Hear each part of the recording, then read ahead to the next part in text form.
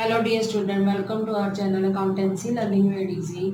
Beta today I am explaining the theory of chapter Company Accounts Issue of Share. बेटा last video में मैंने इसी chapter की theory समझाई थी। उसके अंदर आपको बताया था कंपनी क्या होती है, उसकी डेफिनेशन बताई थी, कैरेक्टरिस्टिक्स ऑफ कंपनी बताई थी, टाइप्स ऑफ कंपनी बताई थी।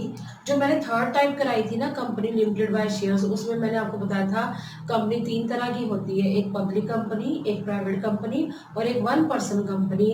तो मैंने लास्ट वीडियो में ये भी बता दिया था कि प्राइवेट कंपनी और पब्लिक कंपनी क्या होती है और उन दोनों में क्या डिफरेंस होता है। वन पर्सन कंपनी, बेटा नाम से ही पता चल रहा है ऐसी कंपनी जिसमें वन पर्सन जो उसका क्या होता है, मेंबर होता है। पहले बेटा ये कंपनी नहीं होती थी, पहले दो ही थी कंपनीज, एक पब्लिक कंपनी और प्राइवेट कंपनी। लेकिन कंपनी एक्ट 2013 जब से आया है तो वन एन कंपनी जो है एग्जिस्टेंस में आई है। नाम से पता चल रहा है ऐसी कंपनी जो एक प्राइवेट लिमिटेड कंपनी है जिसमें सिर्फ एक पर्सन ही उसका क्या होता है, मेंबर होता है। तो अब आपको कुछ रूल्स बताने जा रही हूँ जो इस पर अप्लाई होते हैं। Number 1, members of one person company, कि एक नेचुरल पर्सन ही इसका मेंबर हो सकता है वन पर्सन कंपनी का, जो कि इंडिया का सिटीजन हो और क्या हो, रेजिडेंट इन इंडिया हो, जो इसका मेंबर बन सकता है। दोबारा सुनो कि जो वन पर्सन कंपनी है उसका मेंबर कौन बन सकता है, एक नेचुरल पर्सन बन सकता है जो इंडिया का सिटीजन हो या और क्या हो, रेजिडेंट इन इंडिया हो। इसका मतलब क्या है रेजिडेंट इन इंडिया, वो पर्सन जो प्रीवियस ईयर में 182 डेज से कम ना रहा हो इंडिया में, तो वही इसका मेंबर बन सकता है। सेकंड पॉइंट है, one person can form only one OPC, कि सिर्फ एक पर्सन ही एक से ज्यादा ओपीसी नहीं बना सकता। मीन्स वन मैन कंपनी जो है, वन पर्सन कंपनी जो है एक पर्सन बना सकता है, मीन्स एक पर्सन एक से ज्यादा ओपीसी नहीं बना सकता। Number 3, it's paid up capital should not exceed ₹50 lakh, कि इसकी पेड अप कैपिटल 50 लाख से ज्यादा नहीं हो सकती। अगर ज्यादा होगी तो मैं अभी आगे पॉइंट बताऊंगी, तो इसको किसमें शिफ्ट कर दिया जाएगा, इसको ट्रांसफर कर दिया जाएगा, वो मैं अभी आपको बताऊंगी। पर इतना बता रही हूँ कि वन पर्सन कंपनी की कैपिटल जो है, पेड अप कैपिटल 50 लाख से ज्यादा नहीं हो सकती। और नंबर 4 क्या है, इसकी average annual turnover of the 3 years, पिछले 3 सालों का जब अगर हम एवरेज निकालते हैं, टर्नओवर में सेल, ये 2 करोड़ से ज्यादा नहीं हो सकती। ठीक है, तो मैं ये कहने जा रही हूँ कि वन पर्सन कंपनी में एक नेचुरल पर्सन मेंबर होता है जो इंडिया का सिटीजन होता है और रेजिडेंट होता है इंडिया का, मीन्स प्रीवियस ईयर में 182 डेज से कम वो ना रहा हो इंडिया में, तो वही इसका मेंबर हो सकता है। और दूसरा मैंने ये पॉइंट बताया कि जो वन पर्सन है, एक पर्सन ओपीसी जो है खोलता है, लेकिन एक से ज्यादा वो ओपीसी नहीं खोल सकता। नंबर 3, इसकी पेड अप कैपिटल जो है 50 लाख से ज्यादा नहीं हो सकती। फोर्थ पॉइंट है, इसकी जो एनुअल हम टर्नओवर की बात करें एवरेज, वो पिछले 3 सालों का एवरेज अगर ले 2 करोड़ से ज्यादा नहीं हो सकती। अब बेटा मैं आपको इसका फोर्थ पॉइंट बता रही हूँ, ठीक है, सॉरी फिफ्थ पॉइंट बता रही हूँ।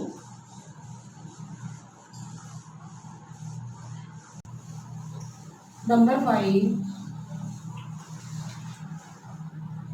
पर्पस, जो हमारी वन पर्सन कंपनी है उसका पर्पस जो है चैरिटेबल की पर्पस नहीं होता। चैरिटेबल में क्या होता है, हम लोगों का वेलफेयर करते हैं, पर ये जो है कंपनी किस लिए फॉर्म की गई है, ये बिजनेस पर्पस के लिए फॉर्म की गई है। इनका मोटिव क्या है, बिजनेस को करना। नंबर 6, कन्वर्जन, अभी मैंने आपको ये बोला था कि कंपनी की पेड अप कैपिटल कितनी हो सकती है, मैक्सिमम 50 लाख हो सकती है, 50 लाख से ज्यादा नहीं हो सकती। एक तो ये पॉइंट बताया था, और एक पॉइंट मैंने अभी बताया था कि कंपनी की एवरेज एनुअल टर्नओवर 3 साल के पिछले 3 सालों का एवरेज 2 करोड़ से ज्यादा नहीं हो सकती। पर अगर इनकी मान लो इनकी paid up share capital 50 lakh से ज्यादा हो जाती है, या फिर एवरेज एनुअल टर्नओवर पिछले 3 सालों की 2 करोड़ से ज्यादा हो जाती है, और कंपनी को एस्टेब्लिश किए हुए 2 साल हो चुके हैं, तो हम इसको कन्वर्ट कर देंगे। अगर 50 लाख से ज्यादा हो जाती है पेड अप कैपिटल, या फिर एवरेज एनुअल टर्नओवर 2 करोड़ से ज्यादा हो जाता है, तो हम इसको क्या कर सकते हैं, इसको पब्लिक कंपनी जो है इटसेल्फ इनटू पब्लिक और प्राइवेट कंपनी, ये वाली कंपनी अपने आप ही कन्वर्ट हो जाती है, किसमें, या तो पब्लिक कंपनी में कन्वर्ट हो जाती है या फिर प्राइवेट कंपनी में कन्वर्ट हो जाती है। अब बेटा हम करेंगे इसके बेनिफिट्स, फायदे क्या है वन पर्सन कंपनी के। सबसे पहले इसका ये फायदा है इसे कोई भी कैश फ्लो स्टेटमेंट बनाने की जरूरत नहीं होती। बेटा कैश फ्लो स्टेटमेंट होता क्या है, ये हम एक चैप्टर है जो थर्ड बुक करेंगे इसमें बताऊंगी। सिर्फ इतना सा बताने जा रही हूँ कि कैश फ्लो स्टेटमेंट में जो इनफ्लो और आउटफ्लो ऑफ कैश है वो बताते हैं कि कितना पैसा आया है और कितना पैसा गया है। जो पैसा आता है उसको कैश इनफ्लो कहते हैं और जो पैसा बिजनेस से जाता है उसको कैश आउटफ्लो कहते हैं। तो 1% कंपनी के अंदर हमें कैश फ्लो स्टेटमेंट बनाने की जरूरत नहीं होती। दूसरा, इस 1% कंपनी में कोई भी वैसे प्रोविजंस नहीं लगते। कौन से? जो कि हमें प्रोविजन चाहिए होते हैं relating to annual general meeting, relating to AGM. AGM का मतलब है annual general meeting. Annual general meeting जैसे बुलानी पड़ती है क्योंकि यहाँ पर है ही 1%, तो एनुअल जनरल मीटिंग का तो सवाल ही पैदा नहीं होता।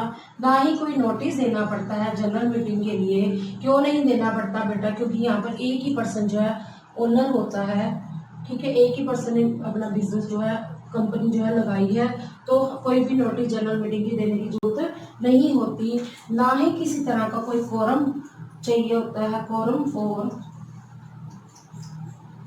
मीटिंग्स के लिए किसी भी तरह का कोई कोरम की जरूरत नहीं होती। कोरम में होता है मेंबर्स को बुलाया जाता है मीटिंग को अटेंड करने के लिए ताकि वोट दिया जा सके।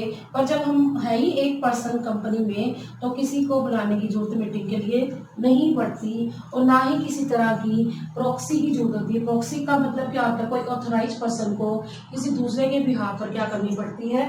मीटिंग अटेंड करनी पड़ती है। ये सारा इसके अंदर अप्लाई नहीं होता। शैल नॉट अप्लाई, ठीक है, shall not apply to OPC. तो अब आपको अच्छे से समझ आ गया होगा कि 1% कंपनी एक ऐसी कंपनी है जो कि कंपनी एक्ट 2013 के अकॉर्डिंग क्या की गई है? फॉर्म की गई है, ठीक है। और इसके अंदर एक ही पर्सन जो है क्या होता है? ओनर होता है। और वो ओनर जो है नेचुरल पर्सन होता है जो इंडिया का सिटीजन होता है। और ऐसा पर्सन जो रेजिडेंट ऑफ इंडिया में पिछले लास्ट जो प्रीवियस ईयर जिसको कहते हैं उसके 182 डेज मिनिमम रहा हो इंडिया के अंदर, वो होता है। और एक पर्सन एक टाइम में एक ही ओपीसी का मालिक हो सकता है और उसकी paid up share capital 50 lakh से ज़्यादा नहीं हो सकती। और फोर्थ पॉइंट क्या है बेटा? इनको जो एनुअल टर्नओवर है पिछले 3 सालों का एवरेज 2 करोड़ से ज़्यादा नहीं हो सकता। और फिफ्थ पॉइंट मैंने बताया इसका पर्पस चैरिटेबल नहीं होता, बिजनेस मोटिव से ये कंपनी स्टार्ट की जाती है। और सिक्स्थ पॉइंट है कन्वर्जन। कन्वर्जन का मतलब क्या है कि ये कंपनी जो है पब्लिक और प्राइवेट कंपनी में कन्वर्ट हो जाएगी अगर इसकी इनकॉर्पोरेशन को 2 साल हो गए हो और इसकी जो एवरेज एनुअल टर्नओवर है वो 2 करोड़ से ज़्यादा हो जाए और पेड अप कैपिटल जो है 50 लाख से ज़्यादा हो जाए। समझ आया? अब इस कंपनी के फायदे क्या हैं? इसको कैश फ्लो स्टेटमेंट बनाने की जरूरत नहीं होती, ठीक है। कैश फ्लो स्टेटमेंट हम करेंगे, कब करेंगे? जब हम थर्ड बुक स्टार्ट करेंगे उसमें। फिर भी आपको बता देती हूँ जिसमें इनफ्लो ऑफ कैश और आउटफ्लो ऑफ कैश बताया जाता है वो स्टेटमेंट बनाने की जरूरत नहीं होती। और सेकंड पॉइंट क्या है? इसमें किसी भी तरह का कोई प्रोविजन नहीं लगता एनुअल जनरल मीटिंग के लिए या जनरल मीटिंग बुलाते हैं उसके लिए नोटिस देने की जरूरत नहीं होती। ना ही हमें कोरम बुलाने की जरूरत होती है। कोरम में क्या होता है? मेंबर्स आते हैं, वो मीटिंग अटेंड करते हैं, उनको वोट देने का राइट होता है। और प्रॉक्सीज का मतलब क्या होता है कि कोई ऑथराइज पर्सन जो कि किसी के बिहाफ पर क्या करता है? मीटिंग अटेंड करता है, वो भी करने की जरूरत नहीं होती। तो अब आपको क्लियर हो गया होगा, ठीक है। मतलब कहने का कि मैंने आपको बताया था जो कंपनी है वो कितने टाइप्स की होती है? 3 तरह की होती है। एक अनलिमिटेड कंपनी और एक कौन सी होती है? कंपनी लिमिटेड बाय गारंटी और एक होती है कंपनी लिमिटेड बाय शेयर्स। तो जो कंपनी लिमिटेड बाय शेयर्स है वो मैंने बताई थी पिछली वीडियो में। एक पब्लिक कंपनी होती है, एक प्राइवेट कंपनी होती है और एक 1% कंपनी होती है। तो ये किसकी टाइप है बेटा? ये कंपनी लिमिटेड बाय शेयर्स है। अब बात करते हैं बेटा हम आगे, अगला टॉपिक शेयर्स। मेन तो आपने इस चैप्टर के अंदर इशू ऑफ शेयर्स देखना है, किस तरह से है कि शेयर्स को कंपनी कैसे इशू करती है पब्लिक को। पर अब अभी हम बात करेंगे शेयर्स होते क्या है। शेयर जो है कंपनी की कैपिटल के पार्ट को कहते हैं, छोटे छोटे हिस्सों में बटी होती है कंपनी की कैपिटल। सुनो ध्यान से, शेयर्स का मतलब होता है जब कंपनी की टोटल कैपिटल छोटे छोटे यूनिट्स में बटी होती है, डिवाइड होती है, उन छोटे छोटे यूनिट्स को हम क्या कहते हैं? शेयर्स कहते हैं। एक एग्जांपल लेती हूँ, मान लो कंपनी की कैपिटल टोटल है 50 लाख, 50 लाख और वो कितने शेयर्स में बटी हुई है? 5 lakh shares, 5 lakh shares. Of ₹10 each, 10 रुपए का एक शेयर है, ₹10 ईच, ठीक है। Each unit of ₹10 will be called a share, कि ये क्या है, ये नंबर ऑफ शेयर्स है, मतलब पूरी कंपनी की जो कैपिटल है वो है 50 लाख, वो छोटे छोटे हिस्सों में बटी होती है। अब हिस्से कितने हैं, 5 लाख शेयर्स हैं 10 रुपए के, तो ये जो 5 लाख शेयर्स हैं जो कंपनी की क्या है, शेयर कैपिटल का पार्ट है, ये छोटे छोटे हिस्सों में बटी हुई, इसको क्या बोलते हैं, इसको बोलते हैं बेटा शेयर्स, ठीक है। अब हम बात करते हैं बेटा नेचर ऑफ शेयर्स। कंपनी के जो शेयर्स हैं वो मूवेबल है, मूवेबल का मतलब होता है आसानी से हम ट्रांसफर कर सकते हैं, और जो कंपनी के शेयर्स लेते हैं उनको हम शेयर होल्डर कहते हैं, वो कंपनी के क्या होते हैं, मेंबर्स होते हैं, तो इनको आसानी से हम क्या कर सकते हैं, स्टॉक मार्केट में इसको आसानी से ट्रांसफर किया जा सकता है, खरीदा भी जा सकता है, बेचा भी जा सकता है, ठीक है। तो अब हम बात करते हैं आगे टाइप्स ऑफ शेयर्स। शेयर्स हमारे बेटा 2 तरह के होते हैं, ये सारा आपने बेटा +1 में बिजनेस स्टडी में पढ़ा होगा, शेयर्स क्या होते हैं और टाइप्स ऑफ शेयर्स क्या होते हैं। ये आते हैं 2 तरह के, एक होते हैं प्रेफरेंस शेयर्स, दूसरे होते हैं बेटा इक्विटी शेयर्स। इक्विटी शेयर्स नाम से पता चल रहा है बेटा, प्रेफरेंस शेयर्स क्या होते हैं, ऐसे शेयर्स होते हैं जिनके ओनर्स को हम प्रेफरेंस शेयर होल्डर कहते हैं, मतलब जो शेयर के मालिक होते हैं, प्रेफरेंस शेयर होल्डर के शेयर्स के मालिक होते हैं, ओनर्स होते हैं, ओनर्स तो कह नहीं सकते, हम मेंबर्स कहते हैं, तो उनको हम प्रेफरेंस शेयर होल्डर्स कहते हैं। इनको 2 चीज़ों में प्रेफरेंस होती है इक्विटी शेयर्स के कंपैरेटिवली, क्या कि सबसे पहले अगर इनका जो डिविडेंड का परसेंटेज है, डिविडेंड मीन्स प्रॉफिट का जो पार्ट होता है, पार्ट ऑफ प्रॉफिट को डिविडेंड कहते हैं, या हम कह सकते हैं प्रॉफिट के हिस्से को डिविडेंड कहते हैं, वो डिविडेंड जो इक्विटी शेयर से पहले मिलता है, यानी कि प्रेफरेंस शेयर में प्रेफरेंस शेयर होल्डर को राइट होता है इक्विटी शेयर से पहले कि वो क्या ले सकते हैं, एक फिक्स परसेंटेज ऑफ डिविडेंड इनसे पहले मिलता है, एक तो ये राइट होता है, और दूसरा इसका क्या राइट होता है, इनको जो कंपनी वाउंड अप हो जाती है, बंद हो जाती कंपनी, तो इनको कैपिटल का पैसा जो है इक्विटी शेयर से पहले मिलता है, इक्विटी शेयर होल्डर से पहले मिलता है। दोबारा सुनो, मैंने बोला शेयर 2 तरह के होते हैं, एक होते हैं प्रेफरेंस शेयर्स, एक होते हैं इक्विटी शेयर्स। प्रेफरेंस शेयर जो है जिनके पास होते हैं उनको हम प्रेफरेंस शेयर होल्डर्स कहते हैं, ये कंपनी के मेंबर्स होते हैं पर ये कंपनी के ओनर्स नहीं होते, ओनर्स इक्विटी शेयर होल्डर्स होते हैं। प्रेफरेंस शेयर होल्डर को 2 बातों में प्रेफरेंस होती है, एक तो इनको फिक्स परसेंटेज मिलती है डिविडेंड की जो कि इक्विटी शेयर होल्डर से पहले मिलती है, दूसरा जब कंपनी वाउंड अप हो जाती है, बंद हो जाती है, वाइंड अप हो जाती है, तो कंपनी की वाइंडिंग अप पर क्या होता है, जो पैसा मिलता है प्रेफरेंस शेयर होल्डर्स को इक्विटी शेयर होल्डर से पहले पैसा मिलता है।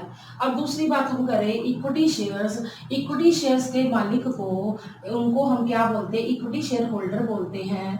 ये हम ये कह सकते हैं इक्विटी शेयर होल्डर वो होते हैं जो कि प्रेफरेंस शेयर होल्डर नहीं होते।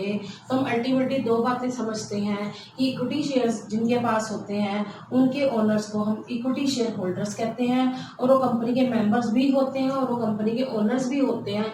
क्यों होते हैं बेटा, क्योंकि ये जो इक्विटी शेयर होल्डर है इनका चलो डिविडेंड तो फिक्स नहीं होता प्रॉफिट के ऊपर, पहले इनसे पहले जो प्रॉफिट का हिस्सा जिसको डिविडेंड कहते हैं वो प्रेफरेंस शेयर होल्डर को मिलता है, और कंपनी की वाइंडिंग अप के टाइम जब कंपनी बंद हो जाती है तो पहले प्रेफरेंस शेयर होल्डर को पेमेंट की जाती है इनकी कैपिटल, उसके बाद इक्विटी शेयर होल्डर को पैसे दिए जाते हैं। और जो प्रेफरेंस शेयर होल्डर्स हैं उनको कोई भी वोटिंग राइट नहीं होता, क्योंकि वो कंपनी के ओनर्स नहीं होते, वो कंपनी के मेंबर्स तो होते हैं पर वो ओनर्स नहीं होते। जबकि जो इक्विटी शेयर होल्डर्स हैं वो कंपनी के मेंबर्स भी होते हैं और कंपनी के ओनर्स भी होते हैं, और उनको बेटा क्या होता है, वोटिंग राइट मिलता है। अब बात करेंगे बेटा हम टाइप्स ऑफ प्रेफरेंस शेयर्स। अब बेटा हम बात करेंगे टाइप्स ऑफ प्रेफरेंस शेयर्स। पहले आपको प्रेफरेंस शेयर का मीनिंग समझ आ गया, अब हम बात करेंगे टाइप्स ऑफ प्रेफरेंस शेयर्स। सबसे पहले आता है कम्युलेटिव प्रेफरेंस शेयर्स। नाम से ही पता चला कम्युलेट का मतलब होता है जुड़ जाना, कि ऐसे share holder preference share holder जिनको प्रेफरेंस है किस बात की, कि अगर मान लो उनको एक फिक्स परसेंटेज डिविडेंड की नहीं मिलती, क्यों नहीं मिलती, क्योंकि कभी कभी कंपनी में प्रॉफिट नहीं होता तो वो अगले साल मिल जाएगा पिछले वाला, अगले साल को तो मिलेगा ही मिलेगा प्रेफरेंस शेयर होल्डर को क्या डिविडेंड, लेकिन पिछले साल का भी मिल जाएगा। अच्छा मान लो अगले साल भी प्रॉफिट नहीं होता तो वो अगले साल शिफ्ट कर दिया जाएगा पिछला, यानी कि प्रेफरेंस शेयर होल्डर को ये राइट होता है कि जिस साल उनके पास प्रॉफिट कंपनी के पास कम होता है और कंपनी जो है इनको फिक्स परसेंटेज डिविडेंड की नहीं दे पाती तो वो अगले साल दे दिया जाता है। अगर अगले साल भी ना हो तो उससे अगले साल इसको हम क्या कर देते हैं, कम्युलेट कर देते हैं। अकमुलेट मीन्स इकट्ठा कर देते हैं। एक एग्जांपल लेती है, मान लो कंपनी ने 31 मार्च 2018 को अपने शेयर होल्डर को उनकी जो शेयर कैपिटल उसके ऊपर 8% जो है क्या देना था, डिविडेंड देना था, लेकिन वो नहीं दे पाई क्योंकि कंपनी के पास प्रॉफिट नहीं था। अगले साल फिर 31 मार्च 2019 को भी कंपनी नहीं दे पाई इनको डिविडेंड फिक्स परसेंटेज, क्योंकि उस साल भी कंपनी के पास नहीं था, क्या नहीं था, प्रॉफिट का हिस्सा नहीं था, तो उनको डिविडेंड प्रॉफिट नहीं था तो वो उनको प्रॉफिट का हिस्सा नहीं दे पाई, जिसको हम डिविडेंड कहते हैं। फिर अगला साल आया 31 मार्च 2020, उस साल कंपनी के पास प्रॉफिट था तो कंपनी उनको कितना देगी, जैसे मैंने एग्जांपल लिया, पहले 8% था 31 मार्च 2018 वाला, फिर 8% हमें 31 मार्च 2019 का मिलेगा, फिर 8% हमें 31 मार्च 2020 वाला डिविडेंड मिलेगा, किसको, प्रेफरेंस शेयर होल्डर को। तो अब समझ आ गया कि कम्युलेटिव प्रेफरेंस शेयर क्या होते हैं। प्रेफरेंस शेयर होल्डर वो शेयर होल्डर होते हैं जिनको राइट मिल जाता है कि जिस साल सरप्लस नहीं होता, प्रॉफिट नहीं होता और उनको डिविडेंड फिक्स परसेंटेज नहीं मिल पाती तो वो अगले साल में वो शिफ्ट होता चला जाता है डिविडेंड। क्लियर हो गया। सेकंड पॉइंट है नॉन कम्युलेटिव प्रेफरेंस शेयर। ये बिल्कुल इससे रिवर्स होते हैं कि जैसे मान लो कंपनी को कोई प्रॉफिट नहीं है इस साल, एक साल कंपनी को प्रॉफिट नहीं होता और कंपनी ने कोई डिविडेंड डिक्लेयर नहीं किया प्रेफरेंस शेयर होल्डर को, तो इनका जो है अगले साल प्रॉफिट होता है कंपनी का, तो अगले साल डिविडेंड तो मिलेगा fix percentage preference share holder को, पर पिछले वाला जो है अकमुलेट नहीं होता, उनको नहीं मिलता। कहने का मतलब जिस साल होगा प्रॉफिट उस साल तो उनको फिक्स परसेंटेज मिल जाएगी, लेकिन प्रीवियस ईयर में मान लो नहीं था हमारे पास प्रॉफिट और हमने डिविडेंड डिक्लेयर नहीं किया था, क्योंकि प्रॉफिट ही नहीं है तो हम इनको किसी भी तरह का पिछले साल का कोई भी डिविडेंड नहीं देंगे प्रेफरेंस शेयर होल्डर्स को। किसके ऊपर, नॉन कम्युलेटिव प्रेफरेंस शेयर्स के ऊपर। थर्ड पॉइंट है पार्टिसिपेटिंग प्रेफरेंस शेयर्स। पार्टिसिपेशन के नाम से ही पता चला जिनको पार्टिसिपेशन करने का अधिकार है, राइट है। इसका मतलब क्या होता है कि fix percentage preference share holder को दे दी जाती है डिविडेंड की, उसके बाद हम किसको देते हैं, इनको देने के बाद हम डिविडेंड देते हैं इक्विटी शेयर होल्डर्स को। इक्विटी शेयर होल्डर को हमें डिविडेंड देने के बाद भी कुछ पैसे बच जाते हैं तो हम उसमें राइट होता है अपने प्रेफरेंस शेयर होल्डर को हम पार्टिसिपेट करने का हक देते हैं कि जो हमारा डिविडेंड के बाद पैसा बच जाता है। अभी दोबारा बताती हूँ कि कंपनी के पास प्रॉफिट था, प्रॉफिट में से सबसे पहले हमने पार्टिसिपेटिंग प्रेफरेंस शेयर होल्डर को फिक्स परसेंटेज दे दी, उसके बाद हम इक्विटी शेयर होल्डर को देते हैं, उनको भी अगर मान लो हमारी परसेंटेज फिक्स है कि इतने परसेंट देना है तो वो दे दिया, उसके बाद भी पैसा बच जाता है तो पार्टिसिपेटिंग प्रेफरेंस शेयर होल्डर को ये राइट होता है कि वो जो है एक्स्ट्रा प्रॉफिट में कुछ अगर प्रपोर्शन लिखा हुआ है, मतलब किसके अंदर कंपनी में लिखा हुआ है कि इनको क्या मिल जाएगा, प्रॉफिट का कुछ प्रपोर्शन मिलेगा, एक्स्ट्रा प्रॉफिट का। एक्स्ट्रा मींस कि मिनिमम जो डिविडेंड हमने प्रेफरेंस शेयर होल्डर को डिविडेंड दे दिया, इक्विटी शेयर होल्डर को डिविडेंड दे दिया, उसके बाद भी कुछ बच जाता है तो उसमें से भी कुछ फिक्स प्रपोर्शन दे दिया जाएगा, किसको, पार्टिसिपेटिंग प्रेफरेंस शेयर होल्डर को। आगे चलो number 4, non participating preference shares. ये नाम से पता चला जिसको किसी भी तरह की कोई पार्टिसिपेशन नहीं मिलती। इसमें क्या होता है, जो हमारे प्रेफरेंस शेयर होल्डर्स हैं उनको फिक्स परसेंटेज ऑफ डिविडेंड तो मिल जाता है प्रॉफिट के ऊपर, उसके बाद हम किसको देते हैं, इक्विटी शेयर होल्डर को देते हैं डिविडेंड, लेकिन उसके बाद भी कुछ बच जाता है तो उसमें हम अपने प्रेफरेंस शेयर होल्डर को कोई भी पार्टिसिपेशन नहीं देते, कोई प्रपोर्शन उनको प्रॉफिट में से नहीं मिलता, सिर्फ एक फिक्स परसेंटेज जो है उनको डिविडेंड की मिल जाती है, किसके ऊपर, कंपनी के प्रॉफिट पर। नंबर 5 आगे चलते हैं, रिडीमेबल प्रेफरेंस शेयर। नाम से पता चला रिडीमेबल मींस पेएबल, कि ऐसे प्रेफरेंस शेयर होल्डर जिनके पास प्रेफरेंस शेयर्स है, कौन से वाले, रिडीमेबल। रिडीमेबल का होता था पेएबल, जैसे मान लो कंपनी ने जब प्रेफरेंस शेयर इशू किए थे तो पहले ही बता दिया गया था ये कितने साल के शेयर्स है, मीन्स 5 ईयर्स के बाद पेमेंट हो जाएगी, कितने साल की, 10 साल के बाद इसकी पेमेंट होगी, इसको हम रिडीमेबल कहते हैं, कि जिसके लिखा होता है प्रेफरेंस शेयर्स के साथ कि ये कितने जो है ईयर्स के लिए इशू किए गए हैं, इनकी पेमेंट कितने साल बाद हो जाएगी, अगर ये 5 ईयर्स के है तो 5 ईयर बाद इनकी पेमेंट कर दी जाएगी, तो इनको हम रिडीमेबल प्रेफरेंस शेयर्स कहते हैं। अगला पॉइंट है ई रिडीमेबल प्रेफरेंस शेयर्स। नाम से पता चल रहा है जिनकी रिडम्पशन की डेट जो है, पेमेंट की डेट जो है फिक्स पहले से नहीं होती, तो ये कंपनी क्या पे करती है इसकी पेमेंट जब कंपनी की वाइंड अप होती है, जब कंपनी की एंड होता है, कंपनी की डिसोल्यूशन क्या कहते हैं लिक्विडेशन होती है, कंपनी जब बंद होती है तो इनकी पेमेंट तब की जाती है। समझ आ गया। उसके बाद 7 पॉइंट है कन्वर्टिबल प्रेफरेंस शेयर्स।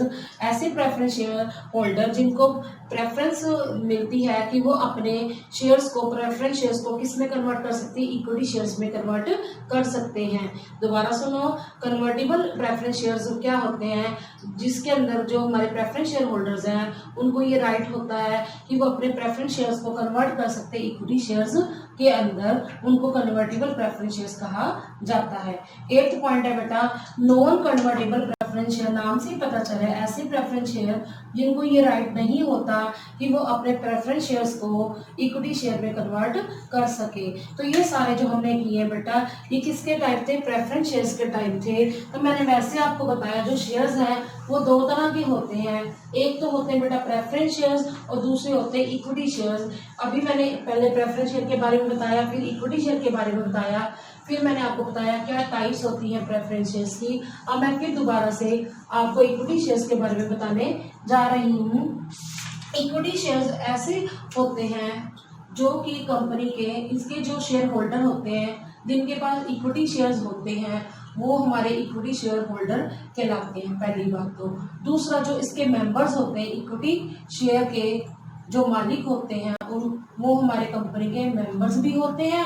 मेंबर तो इक्विटी शेयर होल्डर भी होते हैं, प्रेफरेंस शेयर होल्डर भी होते हैं, पर कौन होता है ये, इनके मेंबर्स को हम ओनर्स भी कहते हैं। ये कंपनी के क्या होते हैं, मालिक होते हैं, और इनको कंपनी के अंदर क्या होता है, वोटिंग राइट होता है कि जब वोट डालनी होती है इनको राइट होता है कि ये वोट डाल सकते हैं, पर इनकी कभी भी डिविडेंड की परसेंटेज फिक्स नहीं होती। जैसे प्रेफरेंस शेयर होल्डर हैं उनकी जो है डिविडेंड की परसेंटेज फिक्स होती है, पर इनकी डिविडेंड की परसेंटेज फिक्स नहीं होती। कभी कभी कंपनी में प्रॉफिट इतना ज़्यादा नहीं होता, या तो होता ही नहीं या होता है तो कम होता है, तो इनको इक्विटी शेयर होल्डर को कुछ भी नहीं मिलता, ठीक है। लेकिन अगर कंपनी को ज़्यादा प्रॉफिट हो जाता है तो इनको ज़्यादा डिविडेंड कंपनी दे सकती है। तो जो प्रेफरेंस शेयर होल्डर्स हैं उनको प्रेफरेंस होती है कि उनको मनी भी टाइम पर पैसे वापस हो जाएंगे इक्विटी शेयर होल्डर से पहले, और डिविडेंड भी पहले मिलेगा इक्विटी शेयर होल्डर से। तो हम ये कह सकते हैं कि इक्विटी शेयर वो होते हैं जो प्रेफरेंस शेयर नहीं होते। तो इक्विटी शेयर होल्डर के जो मालिक होते हैं उनको हम, इक्विटी शेयर के जो मालिक होते हैं उनको इक्विटी शेयर होल्डर कहते हैं। ये कंपनी ओनर्स होते हैं, मेंबर्स होते हैं। इनकी जो है डिविडेंड की परसेंटेज फिक्स नहीं होती, इनको डिविडेंड इक्विटी प्रेफरेंस शेयर को होल्डर को डिविडेंड पेमेंट करने के बाद दी जाती है, और इसकी जो है पेमेंट कब की जाती है, कंपनी की वाइंडिंग अप के टाइम की जाती है। तो अब आपको बेटा समझ आ गया कि प्रेफरेंस शेयर्स क्या होते हैं और इक्विटी शेयर्स क्या होते हैं। अब मैं आपको डिफरेंस बताने जा रही हूँ बेटा इक्विटी शेयर होल्डर और प्रेफरेंस शेयर होल्डर का, सॉरी शेयर्स का। लिखिए difference between preference shares and equity shares, कि जो प्रेफरेंस शेयर्स हैं और इक्विटी शेयर्स हैं दोनों में क्या डिफरेंस होता है। तो अब आपको मैंने बेसिस बताना है पहले कि किस बेस पर हम डिफरेंस कर रहे हैं। सबसे पहले हम लिखते हैं सीरियल नंबर, ठीक है। उसके बाद हम बात करेंगे बेसिस ऑफ डिस्टिंक्शन, कि किस बेस पर हम इसमें डिस्टिंक्शन कर रहे हैं, डिफरेंस कर रहे हैं। बेटा जब भी डिफरेंस आ जाए पहले आपको क्या बताना पड़ेगा, प्रेफरेंस शेयर्स क्या होते हैं, फिर बताना पड़ेगा इक्विटी शेयर्स क्या होते हैं, फिर उसके बाद आप क्या करोगे, इनके बीच में डिफरेंस बताओगे, ठीक है। पहले मैं आपको बता देती हूँ प्रेफरेंस शेयर्स क्या होते हैं। बेटा प्रेफरेंस शेयर्स वो शेयर होते हैं जिनके ओनर्स को हम प्रेफरेंस शेयर होल्डर्स कहते हैं। इनको एक फिक्स्ड परसेंटेज डिविडेंड ही मिलती है जो कि इनको प्रॉफिट पर दी जाती है, और जो हमारे इक्विटी शेयर्स होते हैं इनको कोई भी फिक्स परसेंटेज डिविडेंड की नहीं दी जाती, और जो इक्विटी शेयर हैं उनके मालिक को हम क्या कहते हैं, इक्विटी शेयर होल्डर कहते हैं। और प्रेफरेंस शेयर्स में क्या होता है, प्रेफरेंस शेयर होल्डर को क्या मिलती है, कैपिटल के ऊपर भी प्रेफरेंस होती है कि इक्विटी शेयर होल्डर को कैपिटल बाद में दी जाती है, पेमेंट बाद में की जाती है, जबकि जो प्रेफरेंस शेयर होल्डर्स हैं उनको कैपिटल क्या की जाती है, पहले पे की जाती है। तो अब देखिए सबसे पहले मैं आपको बता रही हूँ नंबर 1 रेट ऑफ डिविडेंड। अभी अभी मैंने बताया आपको डिविडेंड मतलब कि पार्ट ऑफ प्रॉफिट, प्रॉफिट का हिस्सा। तो प्रॉफिट का हिस्सा जो है बेटा इनको क्या होता है, पहले से डिसाइडेड होता है रेट ऑफ डिविडेंड। इनका जो फिक्स रेट होती है, फिक्स मतलब पहले से परसेंटेज लिखी होती है इनके आगे, जैसे 8% प्रेफरेंस शेयर है, 10% प्रेफरेंस शेयर है, इनकी रेट क्या होती है, फिक्स होती है। इसमें नो फिक्स रेट का मतलब है फिक्स नहीं होता इनको कितना जो है डिविडेंड मिलेगा। ठीक है, समझ आ गया, कोई फिक्स रेट नहीं होता।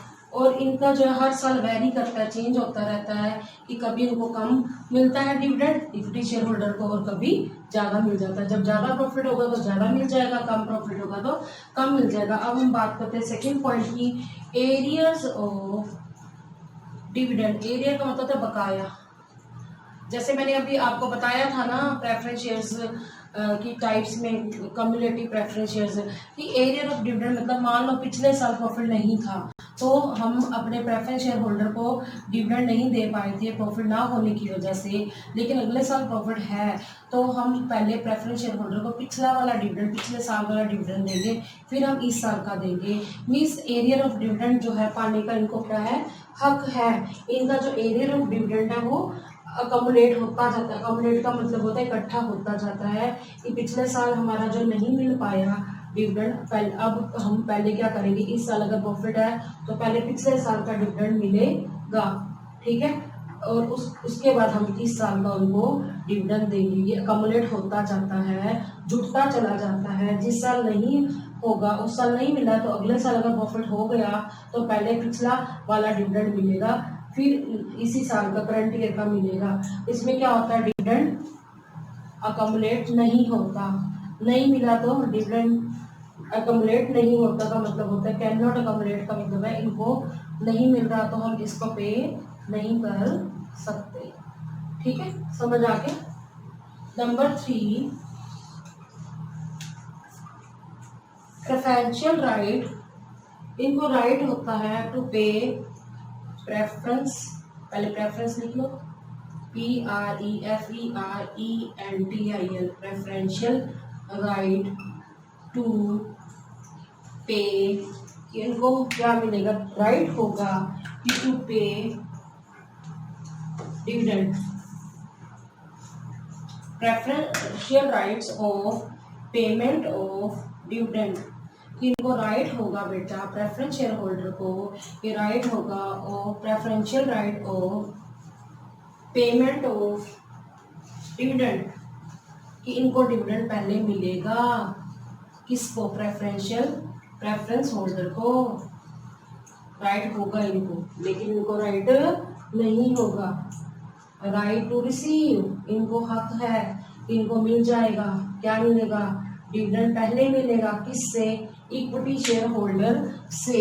लेकिन जो हमारे ये हैं इक्विटी शेयर होल्डर हैं, इनको पेमेंट कब होगी, payment of dividend after payment of equity preference shares holder. दोबारा सुनो मैं क्या कह रही हूँ, जो हमारे प्रेफरेंस शेयर होल्डर्स हैं उनको जो है राइट है कि वो रिसीव कर लेंगे क्या, डिविडेंड। किससे पहले करेंगे बेटा, वो इक्विटी शेयर होल्डर से पहले करेंगे।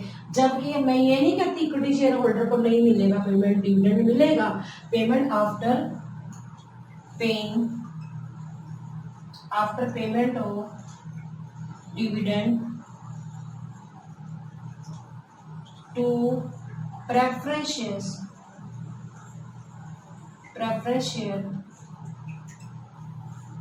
इसका मतलब क्या है कि हमारे जो प्रेफरेंस शेयर होल्डर्स हैं उनको पहले डिविडेंड मिलेगा और उसके बाद हमारे इक्विटी शेयर होल्डर को डिविडेंड मिलेगा।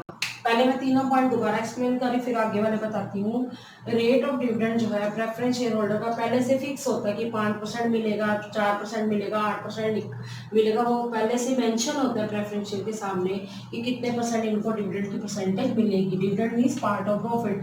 पर इक्विटी शेयर में इक्विटी शेयर होल्डर को कभी भी जो डिविडेंड है उसकी फिक्स रेट नहीं लिखी होती कि उनको कितना जो है डिविडेंड मिलेगा।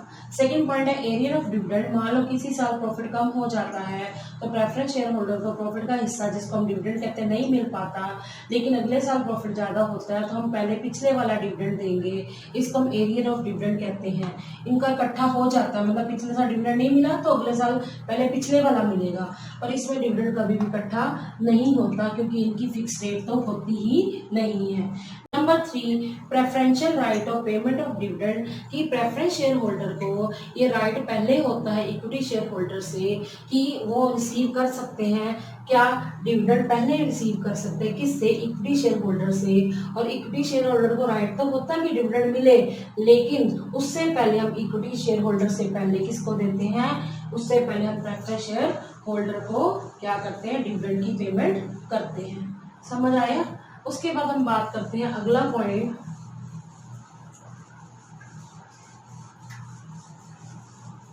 Number 4, preferential right. देखिए नंबर 4,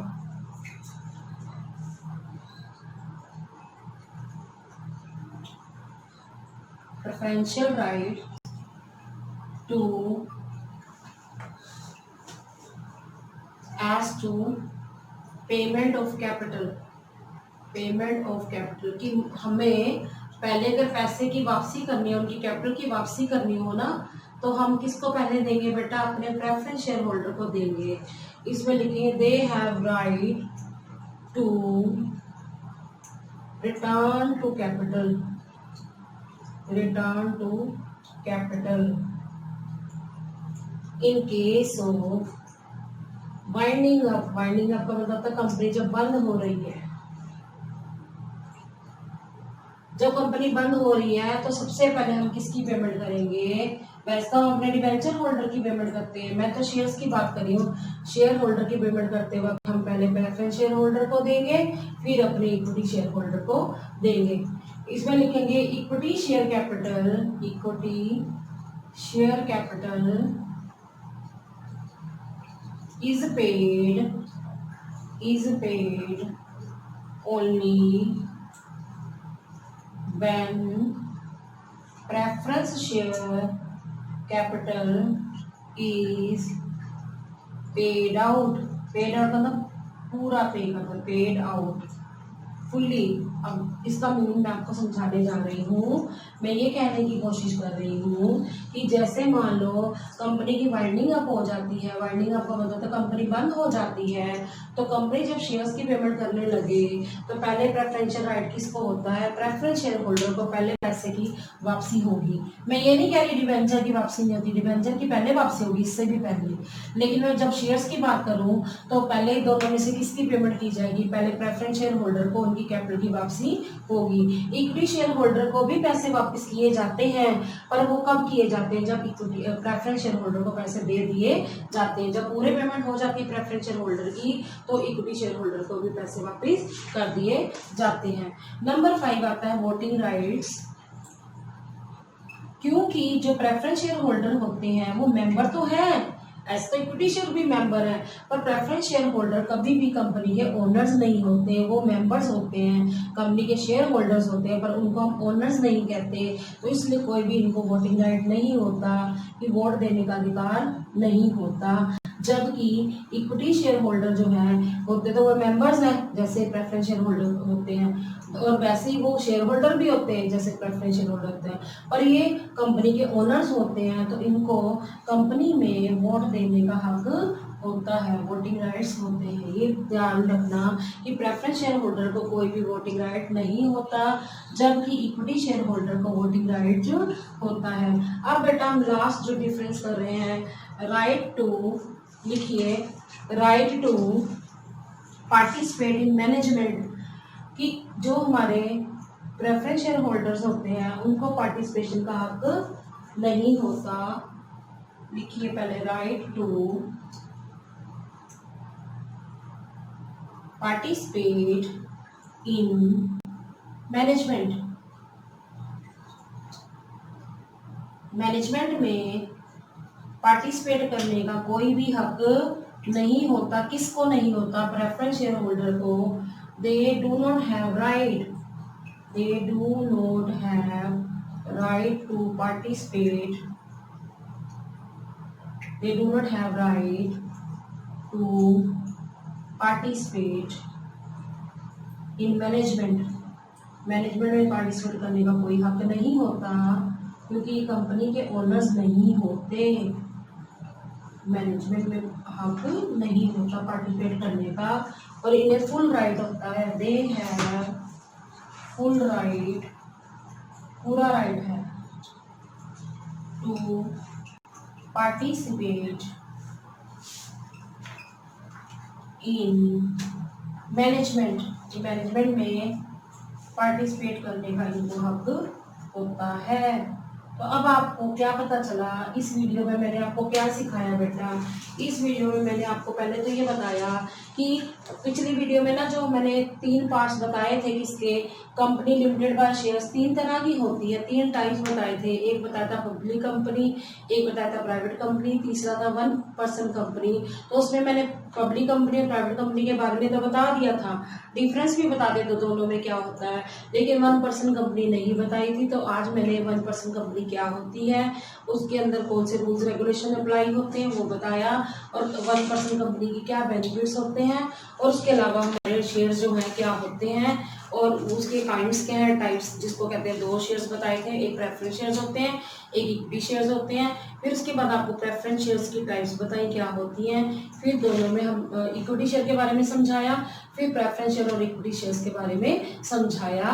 तो थोड़ा सा मैं फिर बता देती हूँ कि प्रेफरेंस शेयर्स कौन से होते हैं। वो शेयर्स होते हैं जिनके जो शेयर होल्डर्स होते हैं उनको राइट होता है कि वो डिविडेंड जो है फिक्स परसेंटेज में उसको मिले, जबकि इक्विटी शेयर होल्डर में जो इक्विटी शेयर होल्डर होते हैं उनको क्या नहीं होती, एक परसेंटेज फिक्स नहीं होती कि किस परसेंटेज से उनको डिविडेंड शेयर उसके ऊपर प्रॉफिट के ऊपर मिले। सेकंड है कि मैंने ये बताया था जो प्रेफरेंस शेयर होल्डर होते हैं, किसी साल अगर कंपनी को कोई प्रॉफिट नहीं होता, उनको डिविडेंड नहीं मिल पाता प्रेफरेंस शेयर होल्डर को, तो अगले साल पहले पिछले साल का क्या मिलेगा, एरियर मिलेगा, बकाया मिलेगा डिविडेंड, और इस साल फिर हम इस साल का डिविडेंड देंगे। जबकि इक्विटी शेयर होल्डर का क्योंकि फिक्स परसेंटेज डिविडेंड की नहीं होती, तो इनको हम क्या करते हैं, इनको पिछला डिविडेंड कभी भी दिया नहीं जा सकता। नंबर 3, जो प्रेफरेंस शेयर होल्डर होते हैं इनको राइट होता है इक्विटी शेयर होल्डर के कंपैरेटिवली कि इनको प्रेफरेंस शेयर होल्डर को डिविडेंड जो है पहले मिलता है, और इक्विटी शेयर होल्डर को डिविडेंड क्या होता है, बाद में मिलता है प्रेफरेंस शेयर होल्डर से।